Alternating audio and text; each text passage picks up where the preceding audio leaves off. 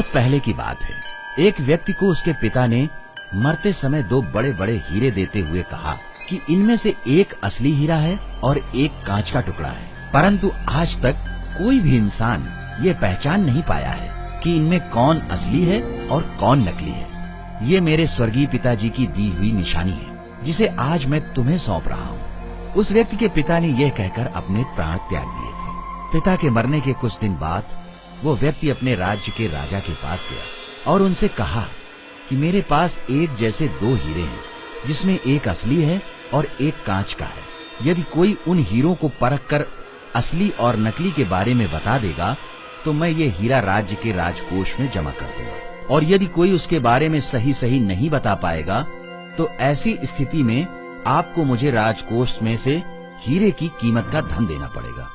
राजा ने उस व्यक्ति की शर्त मान ली और कई पारखियों को उन हीरों को पहचानने के कार्य में लगा दिया, परंतु राज्य का कोई भी पारखी उन हीरों में से असली और नकली हीरे के बारे में नहीं बता पाया। अतः राजा को उस व्यक्ति को उसके हीरे की कीमत का धन अपने राजकोष से देना पड़ा।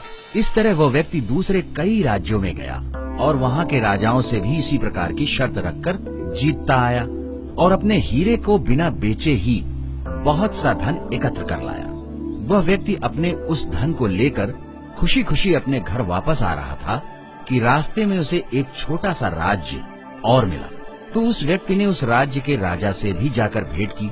जाड़े का समय था, इसलिए उस छोटे से राज्य के राजा ने अपना दरबार खुले मैदान में लगा रखा था, जिससे सभी दरबारी और राज्य की जनता धूप सेकते हुए राज दरबार का काम निपटा रही थी।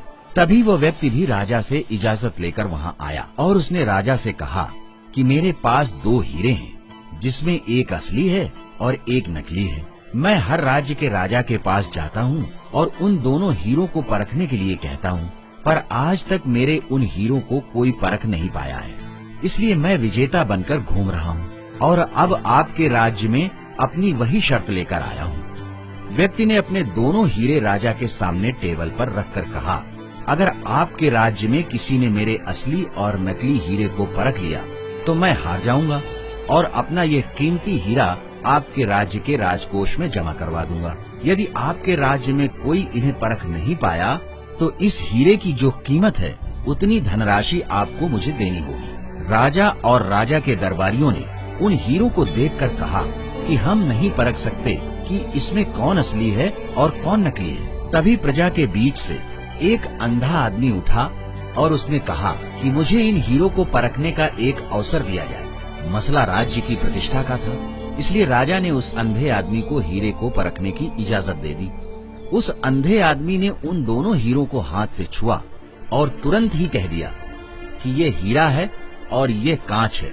अंधे की बात सुनकर वो व्यक्ति बोला, सही परखा आपने, परंतु मैं हारने से पहले ये जरूर जानना चाहूंगा कि बिना आंखों के तुमने हीरे और कांच को कैसे पहचाना। तो उस अंधे आदमी ने कहा कि हम सभी लोग धूप में बैठे हैं और तुम्हारे हीरे भी धूप में ही रखे हैं। जो इस धूप में भी ठंडा बना रहा वो हीरा था और जो गर्म हो गया वो कांच था। दोस्तों, जीवन में भी आप इस बात को देखना कि जो इंसान बात बात पर गर्म हो जाए, किसी से उलझ जाए, वो इंसान कांच है, और जो इंसान विपरीत परिस्थितियों में भी ठंडा रहे वो इंसान हीरा होता है। दोस्तों, हमारी ये कहानी आपको कैसी लगी हमें अपने कमेंट्स में जरूर बताइएगा और साथ ही हमारे इस वीडियो को भी